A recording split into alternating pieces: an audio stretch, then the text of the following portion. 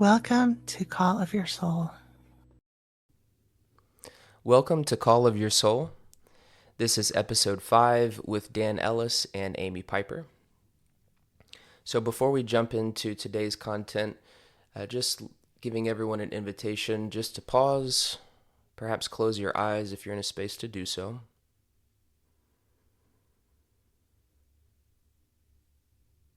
And then taking a moment to draw your awareness back inward, back into yourself.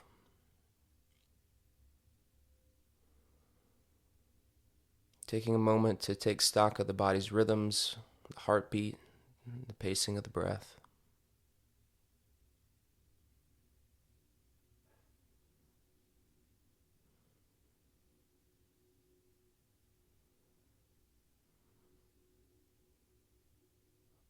And then, in preparation to receive, taking a nice deeper breath in, starting at the belly.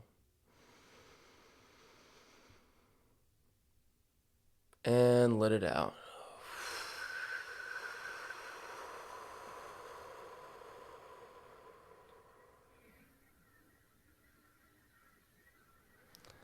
All right, so Amy's going to kick us off with the introduction of today's topic, and we're going to start with the challenge of grieving in our world. Yeah, so something that I've noticed in working with other people and also just in my own life is that many of us haven't really been taught how to process or digest emotion, and that makes grieving very, very difficult. Um, so, you know, there's all kind of losses that we have in our lives. So sometimes we lose beloved people, important people in our lives, or a beloved pet. We can use things like our sense of security or, our youth, our mental or physical health, our mobility, our sense of competence in some area. All kinds of things can be big losses for us. Sometimes even, we might be put in a position to move and live somewhere else. And, it's a loss of our home, maybe a loss of friendships and so forth. So it really becomes important to understand how to grieve effectively. When we don't know how to do that, then there can be a pretty big cost. So the cost can be like just feeling overwhelmed, suppressing your feelings. And when you suppress one feeling, then a lot of times other emotions get suppressed too. So it can be helpful for a period of time to suppress until you're in a place to grieve. But as a long term solution, it's not very helpful. We can go into like shut down or freeze. We can get stuck in shock. We can have depression, illness, or injury can result. A lot of times people end up with addictions after losing someone of something important. And sometimes people might become belligerent and antagonistic. So they're just kind of stuck in a particular nervous system state, which is, kind of our fight state. And so if you're stuck in that state, then, you're likely to feel annoyed and angry about things that might not have bothered you before. And as a result of those things, we may end up losing important relationships or losing the quality of those relationships because we're just not really fully present anymore. We might lose our sense of personal peace. We might even end up affecting our job and our income. We might become unable to care for our children, physically and emotionally for our children. So that seems like a very high cost to me. And so we wanted to present this just introduction to how you might be able to grieve in an effective way so that you don't get stuck in these kinds of challenges. Do you have any thoughts on this, Dan? Yeah, I do. And I kind of, if you don't mind, I'd like to come back to the central theme of challenge and grieving in our world and maybe just offer a little bit of reflection, maybe from each of us, on why is it so challenging to grieve in our world. And one thing that came up, I was having a conversation with a good friend of mine on Friday, and there seems to be this sort of leftover adherence to sort of a very stoic nature. Mm-hmm. We live in a culture that's very focused on sort of the output in the material world and what's being created. And I think on average, we're working jobs, maybe 10 to 15 hours a week, perhaps more in some circumstances than we did maybe 30, 40 years ago. And it almost seems like this very critically important process, which, as you mentioned, has very strong implications for our health, both internally, physically, medically, but also the health of our relationships and relationships to the important aspects in our life. It seems like we don't have time for it, and it's almost and I've heard people talk about being able to slow down and process their emotions and what they're going through as almost like as if it's a burden, like something like another exercise, like another task to have to do that they don't have time for. Mm-hmm. And I think that can be a really unhealthy way to sort of view this very critical process that's necessary. And like you said, in very many aspects of our lives, just moving, to a new home can be a grief, much less, the loss of parents or loved ones or losing relationship to an important organization or an institution. So I just think this, taking a look at what's going on in our culture and our society can maybe help us look at some of what's causing us to have barrier to engaging more effectively in this very critical process. Yeah, that's a really good point. And kind of along with that is our culture is very focused on the material output, and also there's a tendency to focus into the mental level. Mm, And I think that goes to the, stoicism that we're kind of expected to do. But so you're thinking about, sometimes we're thinking about our emotions, we're thinking about the situation, trying to figure out how to shift our feelings. mm-hmm. And that's actually not the best tool. The tool that is created in our bodies to process emotion is actually the heart system. So when we're trying to think through things to shift emotion, it's usually not all that effective. So since nobody has taught us this, you know, how can someone teach us what they don't know? So, we're just like growing up without understanding how to process our emotions. And really, we should be doing that on a daily basis, just like, you brush your teeth, you take a bath. Why not clear out your emotional body so that you're not carrying around a lot of emotion? So, to that point, I mean, we actually will talk a little bit about other emotions too and processing other emotions than grief.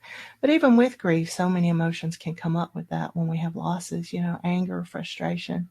We might feel guilt, sadness, just, a lot of other kinds of emotions that come with losses. Yeah, really like to highlight that point that you made, and I think this is a major sort of caveat, a major way in which this whole process is sort of misunderstood, Mm, is trying to sort of fix it on a mental level. I think a lot of people get in the habit of sort of problem yeah. solving and looking at problems on a mental level. And it's like just using the wrong tool, right? Where you should be baking something, you're trying to put it in a pot of grease and fry it, sort of thing. It's not the best example, but the first thing that came to my mind. It's trying to use like the wrong uh, apparatus, the wrong energetic expression of us to try to solve the problem instead of feel through it, because it seems like it's a feeling process. It is. And also, I think, people, if you don't understand that the proper ways or the best ways to process grief and other emotions, then it can become overwhelming and you want to avoid it. So, even, like you said, well, we're so busy that there's not time, but also it can be a burden because we don't know how to do it effectively. And so it becomes just too overwhelming, just way too overwhelming to even try. And we just want to do almost anything else. Yeah. And then when it sort of stacks up in a way where we have more and more experiences that are unprocessed, then it's easy to become more and more overwhelmed because that cup is so full and spilling over, and we just keep adding on top of it. And so it's really then hard to avoid shutdown and suppression, um, and then it's hard to know where to turn, and then that's likely where physical illness starts to present itself, I imagine. Yeah, absolutely. Yeah, it will. And yeah, that's the what I was saying about, really it would be good for us to be processing. It's like, okay, I'm going to bed now. I'm going to, go through the steps. It's not a long process, doesn't have to be. And I'm just going to, clear the emotional energy of the day. And then I'm going to sleep better. And then I'm going to be ready to face the next day more easily. And then we're not building up, Yeah. as you say. I often say that, you know, when we have a lot of emotion and we're not digesting it, it's equivalent to having a big feast and then having your digestive system shut down. You've got all that food in your body and it's not being processed. And that becomes a health issue on many levels. It's very uncomfortable and and very We don't have to explain that metaphor. right and very unhealthy. So, if you think about that, then that may help you to understand how backing up emotions is not helping us either. Exactly. So, shall we turn to learning how to grieve effectively? Yeah. Um, I really just kind of want to talk on the surface of it first about kind of what this is about. So, when we are processing emotion, I mentioned digesting food as having some similarity. And so, what happens when we break down food is that the nourishment, the vitamins, the minerals, the good things that we need, are broken down. They go into our cells as energy, and we also have a sense of well being. And then the waste or toxins get removed from the body. And that's exactly what happens with processing emotion. So we probably don't think about it, but when we're grieving, there's some very nourishing stuff in there. So the basic nourishing stuff is I love this person or this situation. And so, the love is the nourishment. And I also love myself. And so, I'm really sad that I've lost something or someone that's so important to me. That's self love. So there's the love of self and the love of other. That's a very nourishing thing. So when we process emotion, then we might find that we begin to be nourished by that love. And I'm not sure how to describe that, but it is something that happens. And then the toxic pieces or the waste pieces get carried out, and we don't. So, like maybe you have frustration, or whatever kinds of other kind of emotions that are there that when they build up can cause these problems that we talked about before. And so, as you process them, then you get the nourishing part, and you don't have, like, for example, your nervous system is not getting overwhelmed. It's not getting overwhelmed so that you go into like depression or feeling frozen or addiction issues trying to run away from the overwhelm. And, those are the things that can become toxic. Not that that, you know, what we call negative feelings, they're not bad feelings. We call them negative because they can be unpleasant. And because if they build up and aren't processed, then it causes a problem. That's why we call them negative emotions. But they're not bad. They tell us something. I'm grieving, so something's amiss. I've lost something or someone that's important. I'm angry, something's amiss. I want to address that. And in those places, as we said, it can be really tempting to just try to think through that. But what we often end up doing is ruminating. And I've spoken with so many people, they talk about ruminating and how it actually ends up making them feel sick. And they lose time. I sat down, and like 2 hours later, I realized that I had been ruminating all this time. And, when you're ruminating, you're going over and over and over the same things without any new information. So it's usually not Mm. very useful in terms of, having, coming to solutions, coming to some kind of solution. And it certainly doesn't make us feel better emotionally or physically.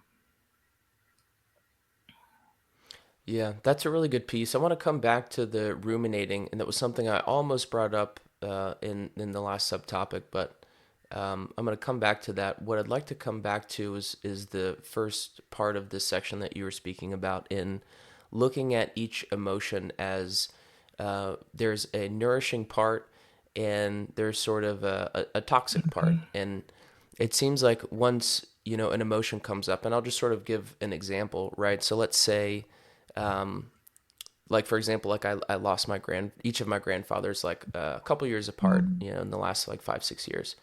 So I think the nourishing part was, like you were saying, bringing forth the awareness of how much love you had for the person. And I think whenever you lose someone, a lot of the memories that come back up are the positive memories, the very meaningful experiences, and sort of like the pecking order of what meant most to you, right? And that's sort of the love that came, from grief. Is it's kind of casting a light of awareness around what was meaningful to you and moments in which you received and felt a lot of love and connection and bond to someone.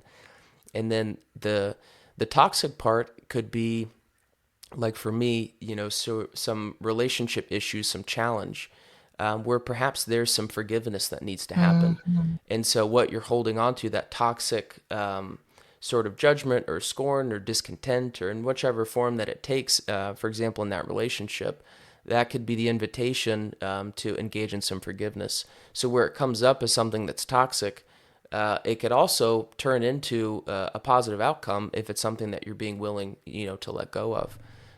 So it's interesting to look at the emotions as sort of in the metaphor of food, where there's a nourishing part of what it brings your awareness towards of something that was meaningful and positive, usually some form of love, I imagine.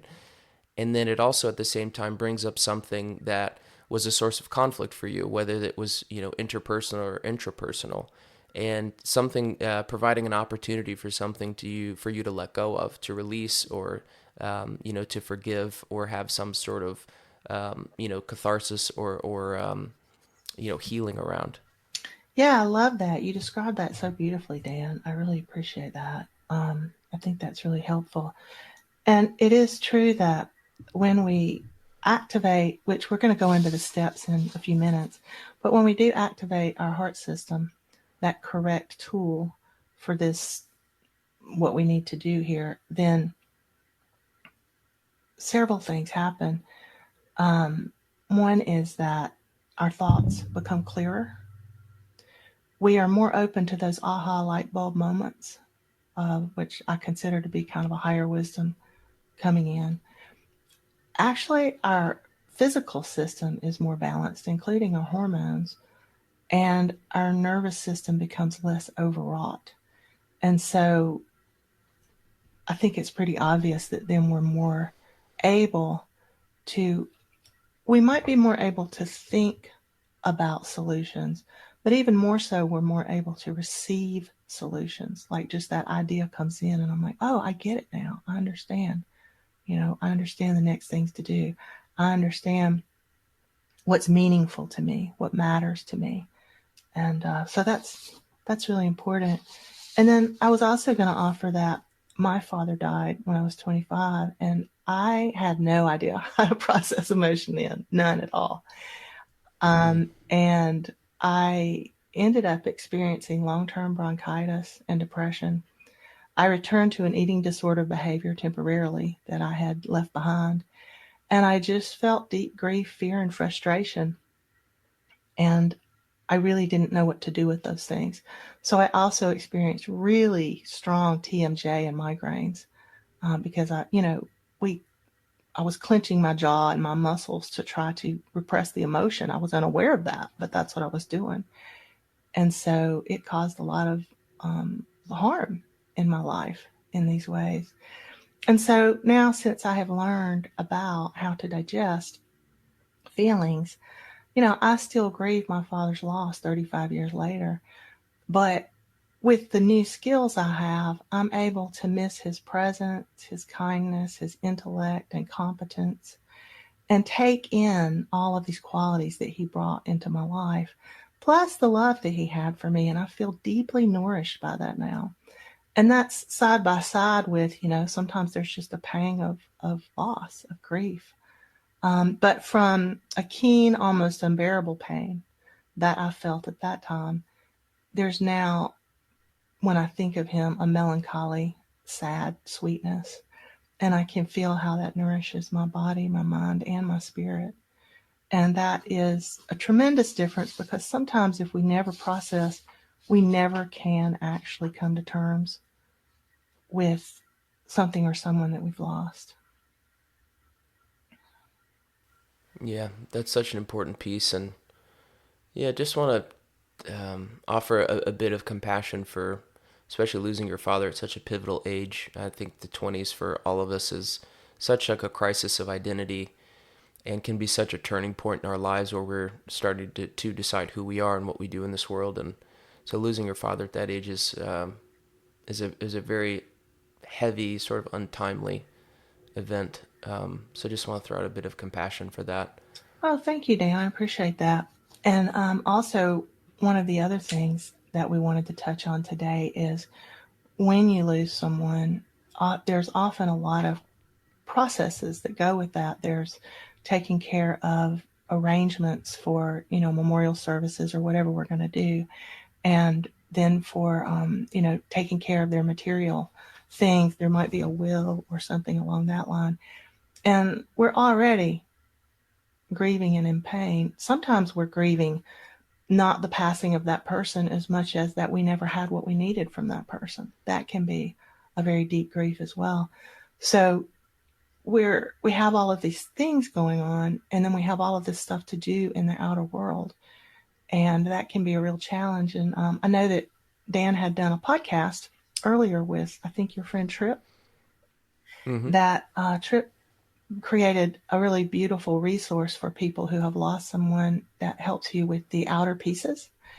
And I think that we're going to have a link to that podcast, or just a suggestion to go to that podcast next, if that's something that you feel the need to, to utilize. Yeah, absolutely. I appreciate you reminding us about that, Amy. Because, like you said, especially when we're in a state of emotional overwhelm, Mm, the last thing that we want to do is make a lot of decisions, mm-hmm. especially in regards to all these choices around a memorial service. And then, you have a lot of legal and financial decisions which have strong implications. So, as you're in a very vulnerable state and going through quite an emotional process, the last thing that you want to do is have to, gather all this information and sit on hold and figure all these things out. So that's why Tripp has created the Dead Book, to help us as a resource prepare for this process, and then help us, enable us to be able to focus more on the honoring and grieving of those with whom we've lost, and be able to have the administrative side, more organized, and set up our loved ones to be able to engage in that process a little bit easier. Yeah, what a great resource. That would have been a great thing for me to have when my father passed. Yeah, no kidding. We all really need one. So I'm glad that him and his mom, and that was she had kind of created that. There wasn't like a blueprint, so she had gone through it with her with both of her parents, and so then had made it for Trip, which was a really beautiful love Yeah, gift. And so it was kind of born like as a collaboration between the two of them, which I thought was really neat. yeah, I do too. So, do we want to move on to a little bit about how to actually digest emotions? Yeah, actually, I had one thing that I wanted to come back to this ruminating topic, Sure. if you don't mind, because I think it ties the first two Hmm. together. So, in my mind, when I become a little bit perseverative and I'm ruminating on whatever it is that's going on in me, to me, that's I'm usually find myself more in the Hmm. headspace. And we talked in the first topic that uh, the challenge of grieving is we sort of look at it and feel it, or not feel it. We process it on a mental Mm-hmm. level instead of on a feeling level. And so for me, when I'm ruminating, it's because I'm on a mental level instead of on a heart level. Mm-hmm. So I just wondered if you had the same thought in regards to Oh, rumination. absolutely. 100%. It's Yeah. completely a mental process, and it's just not effective. I mean, it's just not. And so when we find ourselves ruminating, then that's a good signal to us. Oh, maybe I should go through these steps that have been presented for how to activate the heart center, the heart system, and see what it's like to to do that instead. Just experiment. Let me just try it out and see, and then you'll know whether it's very beneficial for you. All right. So, a journey to the heart. Lead us into it, Amy. How do we digest emotions? Yeah. So I would like to go through it and talk about it a bit, but I also want you to know that I have a guided meditation for this on my YouTube channel. It's called Healing for Your Heart When the World Has Worn You Down. A lot of people who have gone through grief have really given me positive feedback on that it really helped them a lot. So we're going to put a link for that here so that you will be able to access it if you want to. So don't worry if you want to remember the steps and don't know how. That will be one way for you to be just guided through the process. So the first thing is we want to get present. And what do we mean by present? I mean, it's like bringing depending on which kind of person you are, where your attention tends to emanate from, it might be different. So like I'm an intuitive, so I need to pull in my intuitive antenna, like pull them back in from the body, like as if with the old TVs and radios, you had an antenna and you just you could pull it up or you could pull it down. And I need to pull them in so that I'm focused within myself. If you are a person of thought, then you might need to bring your thoughts back inside of yourself. We often have kind of several, like on a computer, we have several windows open, several tabs open in our mental body. And so we might want to close out those tabs and just like, okay, I want to be present in the here and now. I want to be fully present here because that's how I can actually activate my heart system and begin to process in the way that I want to. If you are primarily an emotional person, you might want to, the same thing. We often have several different emotions going on about different things. So, like, okay, I'm going to just kind of pull myself in and notice the different emotions that are present in this moment. And I'm just going to witness them, I'm just going to notice them. And then ask myself to be emotionally just here with myself rather than having emotions about all kinds of things that are going on in the world, going on outside of myself or between me and other people, just to bring it back to myself for now. And the same thing with your physical body. If you're primarily a physical person, then just, feel your body. I mean, you can touch your body and feel your skin and your muscles underneath. You can feel the sensations that are in your body in this moment. The body is always in the present moment. Our minds can go past, future, all over the place, but the body is right here. So that's a really good way to become very grounded in the present moment. And that's something that, again, we might not be very practiced at. And so again, with the guided meditation, it will take you through how you can become present and grounded in your body and also with the earth. So in terms of grounding, you can imagine that you have roots. And just imagine that these roots, they're invisible roots. But like an oak tree, they just sink down into the ground.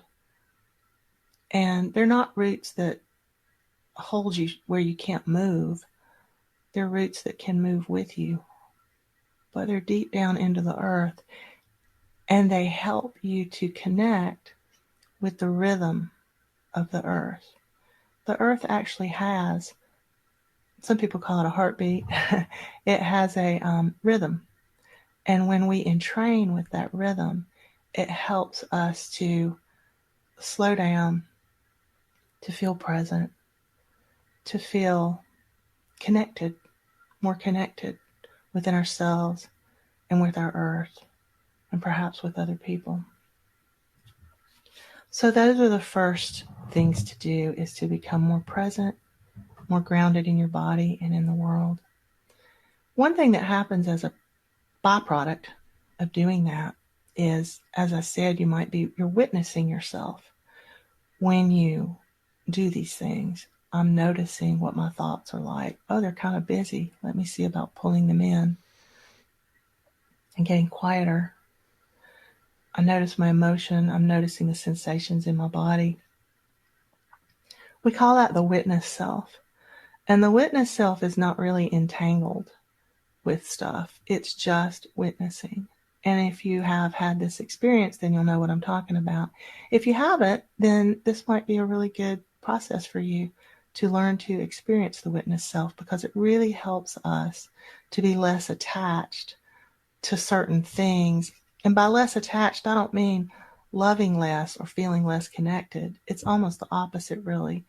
But you are able to feel connected and love without being so attached to the outcome of everything.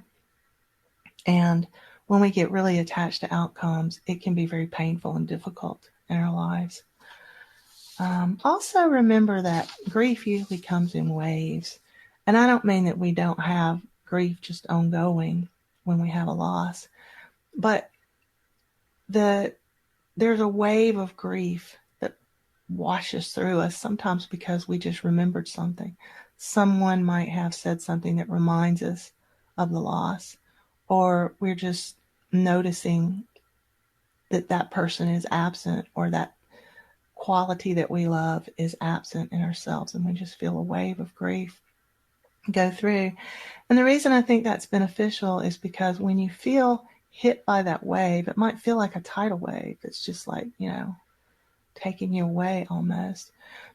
But recognize that it's going to have a rhythm. And so it's going to, like every wave, it's going to lose its power. It has it heightens, and then it begins to drop so that it's more manageable for, whatever period of time. And then another wave might come through. And at first that might be very frequent, might be constant. And later those waves might slow down so that you have a chance to be between the waves of grief. And that can become easier as time goes on. So then, in terms of activating the heart system, Amy, do you mind if I have a little input please here on, do. on those couple Absolutely. topics? Yeah, so I'll kind of work backwards because I want to piggyback off of how you're explaining how the grief comes in waves, which has 100% been my experience. And one thing I'd like to add to that is it also comes in layers. Mm. So often we think, let's say it's a particular experience that may have been difficult or traumatic, or it's a particular relationship Mm-hmm. that really triggers us and causes difficulty. And whether that's family or boss or whatever form it takes, it also comes in these layers where, we think, we've had a round of processing, like maybe one of these waves have come of our triggers around the conflict between with us and this person. And then it passes, and then we think, okay, well, I'm healed, I'm good, I dealt with that. But sometimes, especially the more rich or the more time that we've had of experience with these person, or the more slights and conflict there is, the more layers there are going to be, and the more sort of rounds and waves that we're going to need to go through with this same person, with this same conflict or topic.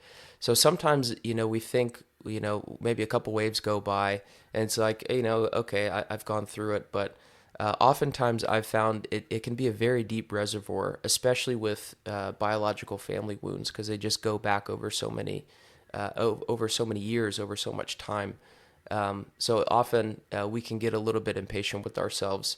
So I think just realizing that sometimes it's very deeply layered, this healing process. And so it can kind of seem like we have to go wave after wave after wave over with the same person or over the same topic, because it's just so layered in the fabric of our being to be able to really get to the root, and fully, have a full catharsis with some topics.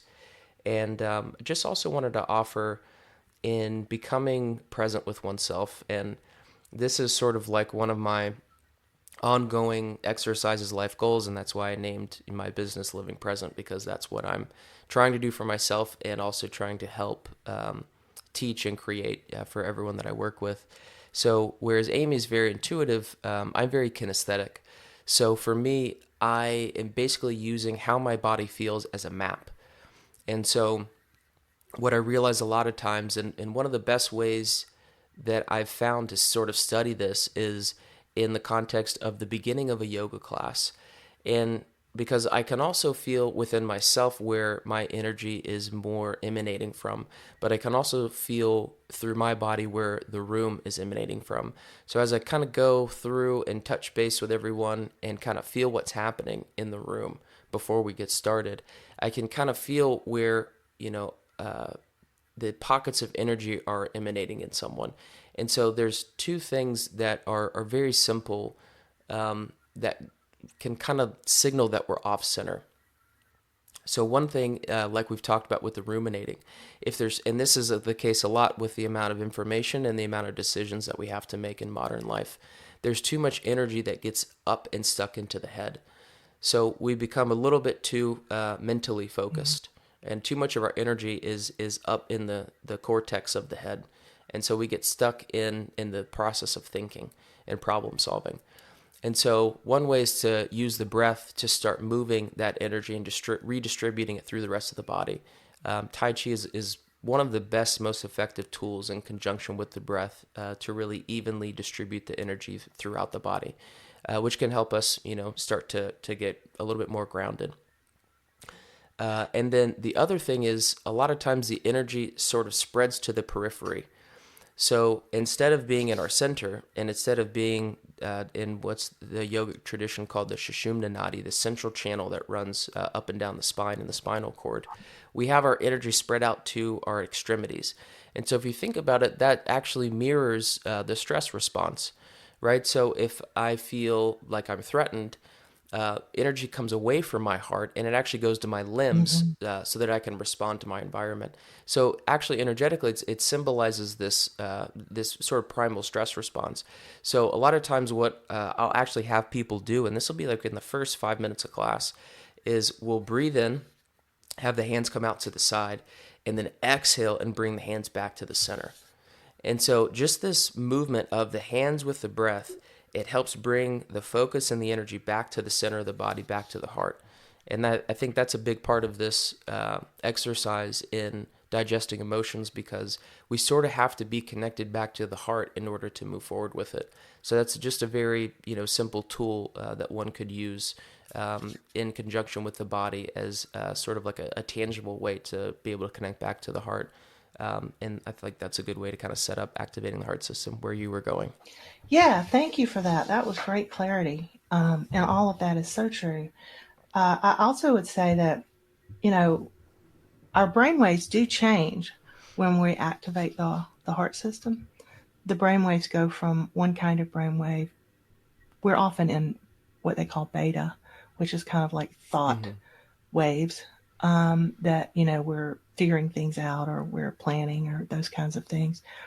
And once the heart system is activated, then the brainwaves shift and they're in a more receptive place. They're in a quieter place, more receptive. And so that's goes along with what you were saying. It's not, yes, you want to move your energy back to your heart, and that then shifts your brain into being able to accept the nourishment that can come to it. The more nourishing thoughts, the more nourishing states. And then our nervous system, with the heart activation, the nervous system begins to shift. So rather than being so much in fight, flight, freeze, or shut down, it begins to move back into what we call the ventral state. And the ventral state is that state of being where we feel more relaxed. We typically feel more at peace. We're more connected. We're more creative. And we actually think more clearly. So, yeah, I'm just adding that to what you have said, Dan. For myself, and this may be different for each person, but I like to begin anytime that I feel stressed or out of balance. I use that, I call it the bellows breath, Dan, where you push air out through your diaphragm really hard. Mm-hmm. Is that the bellows breath, or do you have another name for it? Yeah, they call it a Kabbalabati. Okay. Yeah, so it's like you exhale out through the nose, and then you pull the belly in, and then the inhale kind of happens Mm-hmm. automatically, and then you do it in fast succession, for a minute, 2 minutes, 3 minutes, depending on how often you do it. Yeah, And it's very fire generating. It's very clearing. it is. It really shifts when I'm feeling nervous or upset, it really lets some of that activated energy just kind of drop away. And then for Mm-hmm. me, I then move to the bumblebee breath, which you can probably do a good job of describing that too, Dan. But when I use the bumblebee breath, it soothes my nervous system. So first, I'm using that bellows breath to release activated energy, and then I'm soothing my nervous system. And that's a really good way for me to come into a more balanced place. And that's nice for me to do before I do the heart activation steps because it calms my system. Do you Mm. want to describe that bumblebee breath a little bit? Yeah, sure. So this one, Uh, I like the way that Julia shows it. So you can basically turn your palms back towards your hand, and then you use basically your thumbs to cover your ears, and then you use your fingers to cover up your eyes and your mouth. And then when you cover your ears, you make this like vibration sound, like mm, and then you very lightly touch your teeth together, and then you really feel because your ears are closed, you can, it's so loud and visceral, you feel that vibration really in your head and through your whole body, and just in the same way that people do like sound baths, it really helps sort of get the mind to slow down and settle. And like you're saying, that's a really good way to slow down and adjust your rhythms to be able to come back into the heart system. And I'd like to offer just one more Sure. piece on what you're saying with the brain waves. So, because of my work at Jacob's Ladder, where we would do brain maps, with kids, so it's exactly what you were saying. So in the beta state, this is like 12 hertz or higher. And this is where we're stimulated, right? We're very active. We can think more quickly. Blood's being pumped to our limbs more quickly. And that can be advantageous. And we need to be able to do that at times. But I find often because people are overstimulated, you have that state of being that's prolonged, and so that has consequences on our body and brain to be overstimulated for too long. Mm-hmm. And so the range that we really want to work towards is what's called the alpha state. And so that's where you and I perceive Amy right Mm-hmm. now are in the alpha Mm-hmm. state, where it's around 7 hertz. And then this is where we can really effectively engage and communicate, but we're also very open to receiving. And so that's, I think, really where we want to be when we're trying to activate the heart system, because there's a very fluid exchange of receiving and giving that can happen. So it's like we can take in and give out the same amount of breath through the body. It's a very balanced state, and so that seems to be a very good place to be able to access the heart and do this work. Yeah, it is. So if you can get yourself a little closer to that state before we begin the heart activation, then it will help you. Also, the heart activation will automatically begin to translate you to that state. So both ways, either way and both ways. One thing I want to comment on just before we do the activation is a lot of times in our culture we think of the heart as, oh, it's vulnerable and it's weak, and so, it can be hurt easily and things like that. Well, the heart system is actually, the heart has the strongest electromagnetic energy. It generates the strongest electromagnetic energy of any system in the body. It's actually extremely powerful. And it acts like a conductor, so that, like the conductor of an orchestra, if you will, so that all the different systems of the body and of the body, mind, spirit, when the heart is activated, those systems can begin to vibrate together. They can begin to be entrained in rhythm. So it's becomes sort of like if you are listening to an orchestra in the park and all the different, the percussion is playing and the woodwinds are playing and the brass is playing, but they're not playing together, then it becomes this cacophony. It's very unpleasant. You just want to shut down and run away. And that's kind of what our body, mind, spirit can be like when we are not entrained, when the systems are not entrained. So activating the heart chakra entrains those systems, and that creates a very powerful and positive state of being for our body and for the heart. And then the heart can do its job. It has many jobs, but one of the jobs is to process emotion appropriately, and it helps us out a lot by that. So the heart actually is very powerful. It's very powerful, and I think it's important to remember that. If we have an image, if we've developed an image of the heart as being weak, yes, it is vulnerable. You can be vulnerable when you're strong and powerful enough to be vulnerable. If you feel weak, then it becomes difficult to be vulnerable because it's too vulnerable, right? I'm going to be overwhelmed by feelings of hurt or whatever kind of feelings come in. So I think that's an important thing to remember about your heart as we're beginning to activate the heart system. Because if you're thinking, why would I want to activate the heart system? It's a weak organ. Then, you're not going to want to do this, right? So what we're doing is we're calling forth the power of the heart system and allowing ourselves to become more entrained, more balanced, more able to handle what happens around us and what happens within us in response to that. Anything you want to say Yeah. about that, Dan?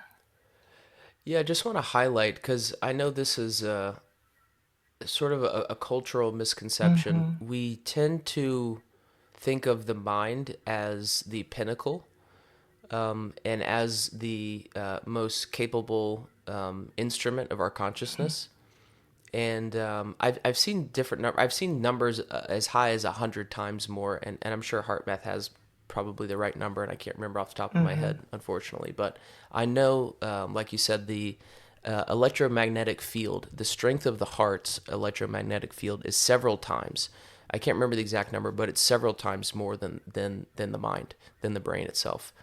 So it's really interesting where, like you said, there's an association with the heart as this weaker instrument, but also remember too, at conception of a baby, of a new human, the heart is the first organ to emerge. It emerges before the brain.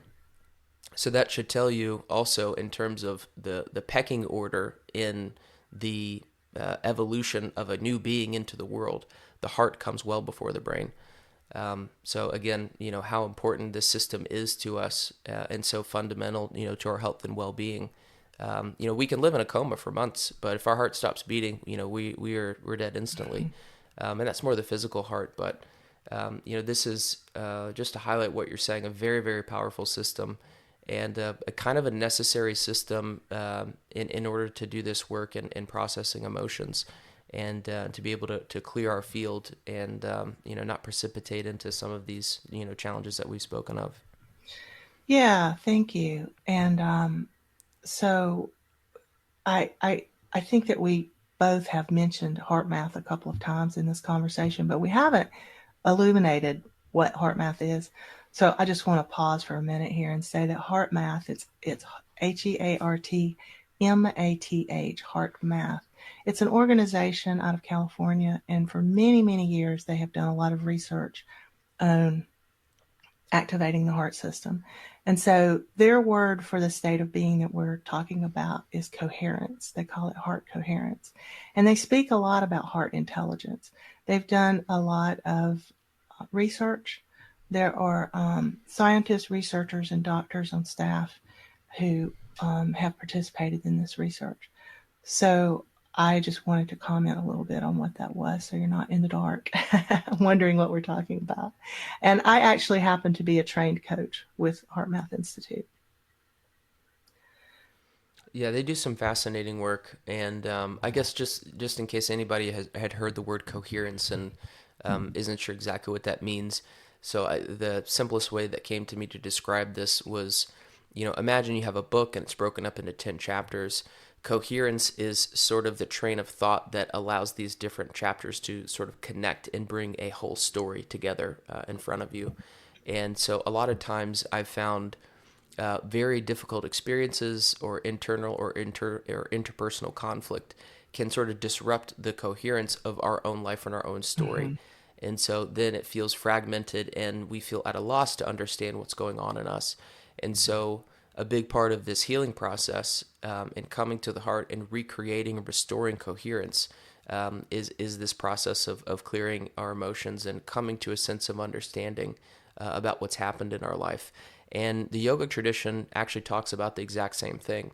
And so one of the major outcomes of meditation, which is, in one of the, very initial explanations of the Yoga Sutras and what we're trying to create in the meditation practice is coherence.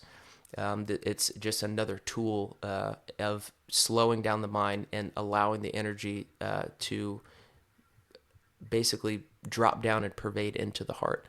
And so it's just another way of getting the mind to settle, allowing the rhythms to settle, because the energy is naturally going to emanate to the heart once the mind gets quiet enough. And the whole reason for doing so is to create coherence across the body and across the layers and fabric of our being. Yeah, thank you. Thank you for that. So um, I want to offer that Heart Math has created, and you can buy sensors that measure heart rate variability. Heart rate variability is actually what we measure how to determine what level of heart coherence you're in and moving into. So this can be a really helpful feedback system. And so, if you're interested in receiving that kind of biofeedback, it's kind of biofeedback, that you might want to look at the link to heartmath.org and see if you're interested in buying one of those. So in activating the heart system, let's just begin doing that right now. So first you just bring your attention to the center of your chest. I put my hand there. It helps me to center my attention there. And then I'm going to take a nice, comfortable, deep breath. And imagine that the breath is going right into the center of my chest.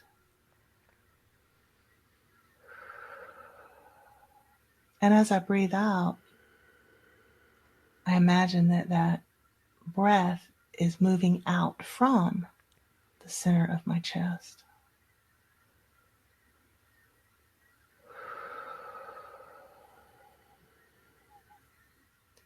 So you might do that a few times and see if you notice anything. You might notice a slowing down of your systems.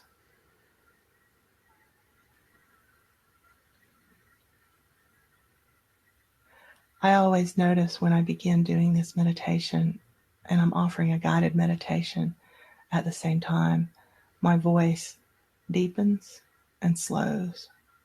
It's not a conscious choice. It's what happens.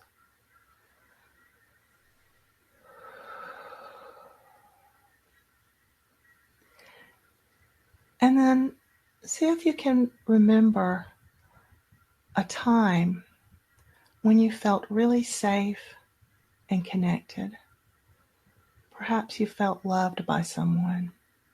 Perhaps it's a place where you feel peaceful, at the beach or in the mountains, floating down a river. Maybe your favorite chair in your own house. It might be when you are connected with your pet.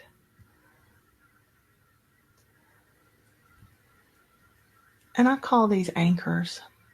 So we're seeking an anchor to anchor us into the state of being that we have when we feel connected, at peace.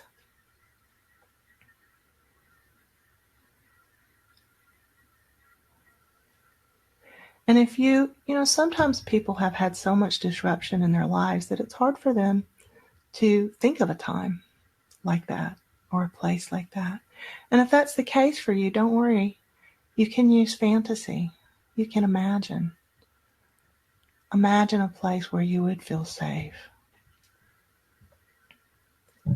Just make something up. Imagine a person. What kind of person you would feel safe with. And at first it might be a little bit difficult to imagine that. But like everything, we just need to practice in order to improve our ability to do something new.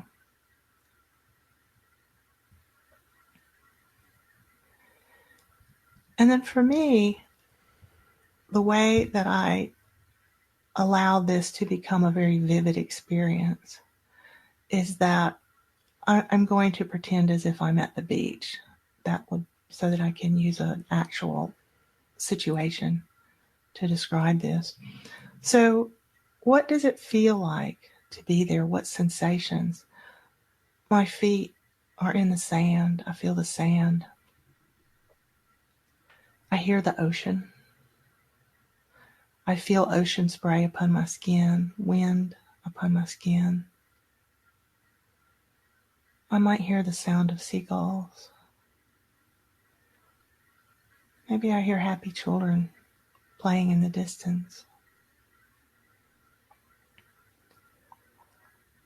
I look around me, and what do I see? I see ocean waves.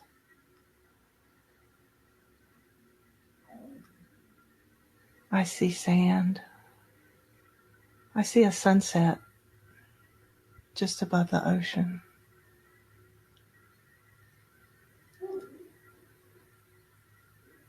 And perhaps I see a special pet. My dog. I brought my dog down here, and I see my dog running up. He's running down the beach to me. He's so happy.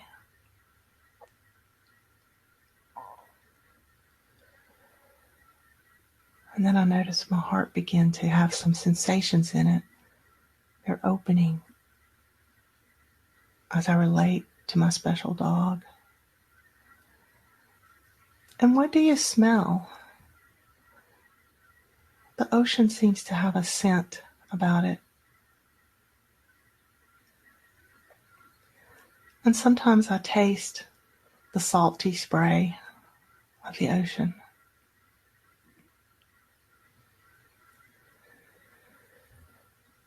And then I just imagine that I'm taking this experience and just breathing it right into my being, into my heart area.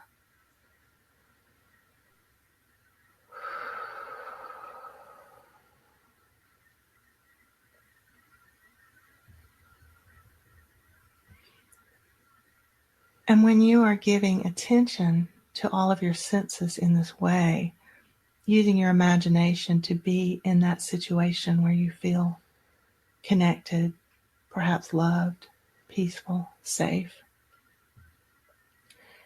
your body believes that that's where you are. And it reacts as if you are there. Your emotional energy might shift. Notice what kind of emotions you have when you're at this peaceful place on the beach. I find my emotional energy just flowing like a river. It's not really a lot of demanding emotion. It's more peaceful flow. My mind is not focused on figuring anything out or planning or ruminating. it too, it's like the mental energy is just a river flowing. Or maybe I notice thoughts pass by, but they're like clouds on a summer day. They just pass by. I don't have to think about them.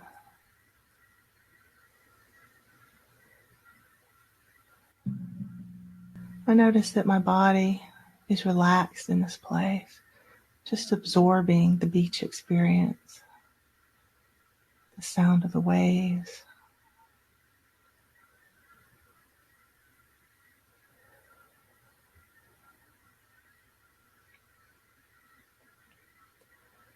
And then just let yourself notice what may have shifted for you in this just couple of minutes. Sometimes it's a little harder for us, our system to shift, and sometimes it's easier.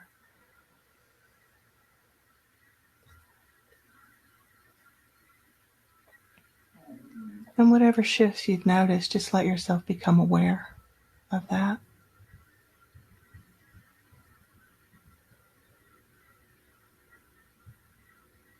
And that tells you, those shifts tell you that you have begun to activate your heart chakra, that your brain waves have begun to shift toward a more alpha state, that your nervous system has moved into more of a ventral, connected, calm, creative state of being.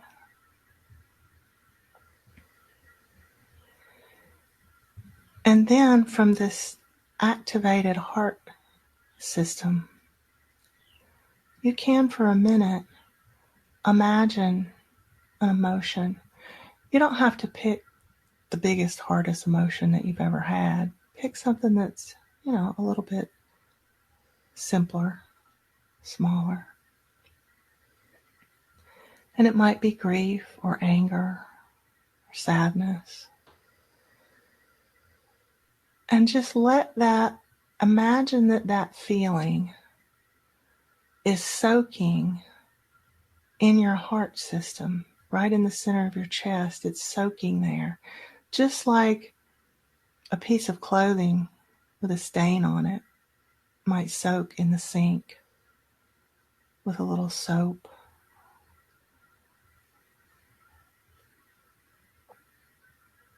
And there's nothing for us to do. We don't have to do anything with this. Just let yourself imagine that feeling is soaking in the heart space. And keep breathing. Sometimes when we start having emotions that we're uncomfortable with, we kind of stop breathing. We have to remind ourselves to keep breathing.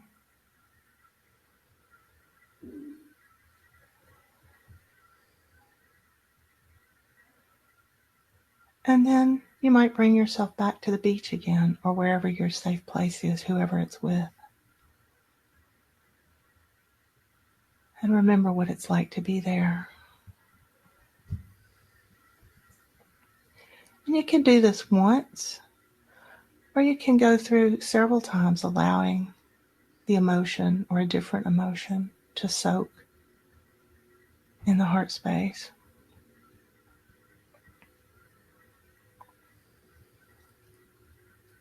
And then just begin to witness as you have done this. You might begin to witness some shifts, perhaps in the moment, some shifts to those emotions. But certainly over time, as you do this, you're almost certain to notice that there's some change. This is also a way that we can process any kind of trauma response. We might have some PTSD from an event or CPTSD from ongoing traumatic events. And I recommend that if it's difficult for you to do this, or if it becomes difficult with certain things, certainly processing traumatic events can be very difficult, then I recommend that you reach out to someone that you trust to hold space for you and with you.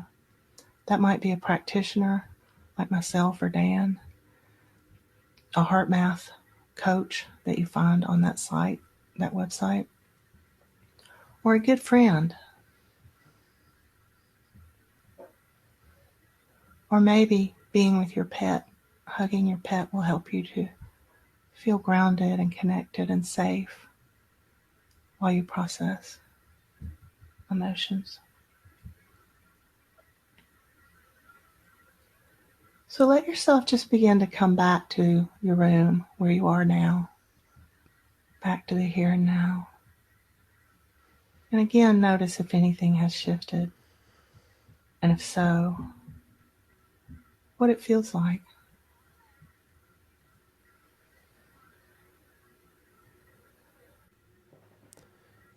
So, just offering a moment here, if you're in a space to do so, perhaps just taking a quick moment to journal about your experience and anything that stuck out to you.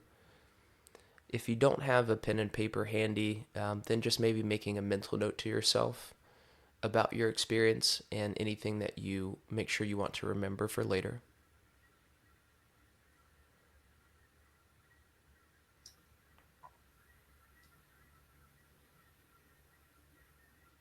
And then as we wrap up the first part of today, just taking a moment, maybe bringing the eyes back to a close,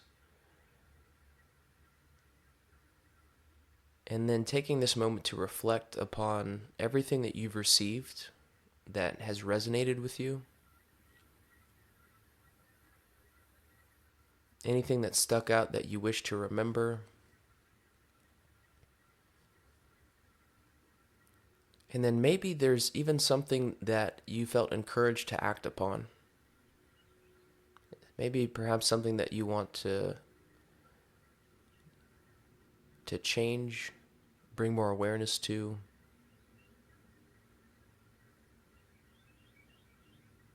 So just taking a moment for anything of this nature, giving yourself a moment to process and build coherence upon your experience listening, and then what you're going to do next.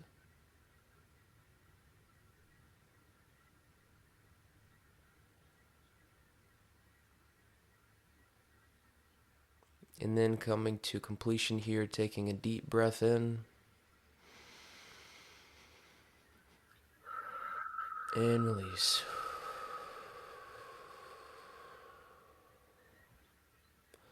We thank each of you from the bottom of our hearts for tuning in to our 5th episode of Ground, Grieve, Nourish, and Play.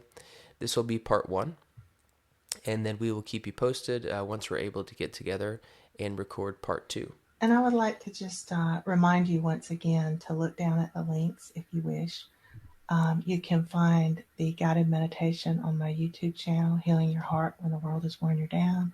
You can find the link for heartmath.org, and you can find the link for Dan's podcast with Trip that has the resources for things that you may need to do when someone has passed. Thank you so much, everyone, for tuning in. Hope you have a wonderful rest of the day, and we'll see you on the next episode.